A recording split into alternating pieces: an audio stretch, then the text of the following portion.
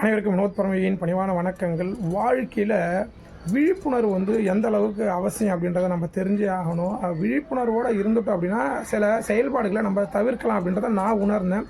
ஒரு ஆசிரியராக, ஒரு யோகா ஆசிரியராக ஏதோ ஒரு விழிப்புணர்வான ஒரு பதிவுகளை நம்மளுடைய மாணவர்கள் மத்தியிலையோ நம்மளுடைய மக்கள் மத்தியிலையும் கொடுக்கும்பொழுது அதில் யாராவது அதில் தெளிவு பெறுவாங்க அப்படின்ற ஒரு நம்பிக்கையாக இந்த பதிவை நான் கொடுக்குறேன். ஒரு பெண் பிள்ளையை வளர்க்கக்கூடிய தாய் தந்தைகளுக்கு எவ்வளவு வழிகள் இருக்கும் அப்படின்றத உணருங்க. ஏன்னா நானும் ஒரு பெண்ணை பெற்ற ஒரு அப்பா.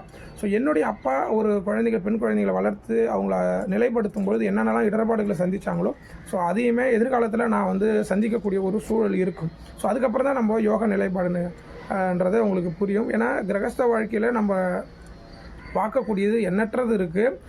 இதில் ஒரு பெண் பிள்ளையை வளர்த்து ஆளாக்குறது, அவங்களுக்கு திருமணம் பண்ணுற வரைக்கும் நமக்கு என்னென்னலாம் பொறுப்புகள் இருக்குது அப்படின்றத நம்ம புரிஞ்சுக்கணும். ஒரு பெண் இத்தனை மணிக்கு மேலே அவங்க வெளியே போகக்கூடாது, இத்தனை மணிக்குள்ளே உள்ளே வரணும் அப்படின்ற ஒரு கட்டமைப்பில் நம்ம வச்சுருக்கோம். ஆனால் பெண் சுதந்திரம் இருக்கா, எவ்வளோ நேரம் வேணாலும் போகலாம் அப்படின்றதையும் ஒரு மக்கள் பேசு பொருளாக இருக்குது. ஆனால் ஒரு அப்பாவாக இருக்கிறவங்க தான் வளர்க்கக்கூடிய ஒரு பெண்ணை எந்த நேரத்தில் அனுப்பக்கூடாதுன்றதை முடிவு பண்ணுறது ஒரு தாய் தந்தையோடைய கடமை. ஒரு 3 நாட்களுக்கு முன்னாடி நம்ம ஒரு செய்தி பார்த்துட்ருக்கோம். கோவையில் ஒரு பெண்ணை ஒரு 3 அயோக்கியர்கள் நாசம் பண்ணியிருக்காங்க.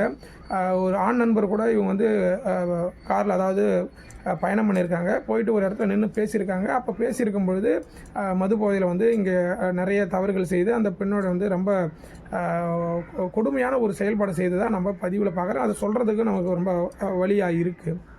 இது அவங்க அப்பா அம்மாக்கள் பார்க்கும்பொழுது எவ்வளவு மன நெருடல் இருக்கும் அப்படின்றதையும் நம்ம புரிஞ்சுக்கணும். இதில் முதல் தவறு யாருக்கிட்ட இருக்குன்னா அந்த பெண்ணுக்கிட்டையும் அந்த ஆண்கிட்டையும் தான் இருக்குது. இரவு நேரங்களில் தனிமையில் இவ்வளவு தூரம் போகிறது மிகப்பெரிய ஒரு தவறு. ஆள் நடமாட்டம் இல்லாமல் இடத்துல போகிறது கொடுமையான ஒரு தவறு. இருப்பினும் இந்த இந்தியா ரொம்ப சுதந்திரமான நாடு அப்படின்னு நம்ம சொல்லுவோம். ஸோ இந்த இடத்துல அவங்க ஃப்ரீடமாக போயிருக்கோம், போகக்கூடாதா அப்படின்னு நிறைய பேர்கள் கேள்விகள் எழுப்பலாம். ஆனால் ஒரு குறிப்பிட்ட நேரத்துக்கு ஆள் நடமாட்டம் இல்லாமல் இருக்கிற இடத்துக்கு இப்போ போகக்கூடாது. காரணம் ஏன் அப்படின்னா, இப்போ இருக்கக்கூடிய கலியுகத்தில் மனிதர்களுடைய மனநிலை முற்றிலுமாக கேள்விக்குறியாக இருக்குது. 95% இப்போது நல்ல மனிதர்கள் நடமாட்டத்தில் இல்லை அப்படின்றத நம்ம உணர்ந்திருக்கோம். ஏன்னா ரொம்ப கொடுமையான செயல்பாடுகள் செய்ததுனால தண்டனைகளை கடுமையாக ஆக்கிட்டோம் அப்படின்னாக்கா இந்த மாதிரி தவறுகள் நடக்கிறத ஓரளவுக்கு தடுக்கலாம் அப்படின்றது என்னுடைய கருத்தை நான் இந்த இடத்துல வைக்கிறேன். காவல்துறைக்கு ஒரு நன்றி. என்ன அப்படின்னாக்கா அவங்களை கண்டுபிடிச்சிருக்காங்க, காலில் சுட்டுருக்காங்க. என்னை பொறுத்த வரைக்கும் காலில் சுட்டுறதை விட மாரில் சுட்டுருக்கலாம் அப்படின்றதுமே என் மனசில் நெருடலாக இருந்தது. அதை தான் பதிவில் கொடுக்குறேன்.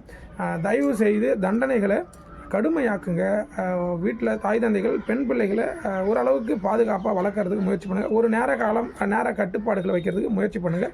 வாழ்க யோகம். யோகம் மட்டும் அடுத்த பதிவில் கண்டிப்பாக சந்திக்கிறேன். நன்றி.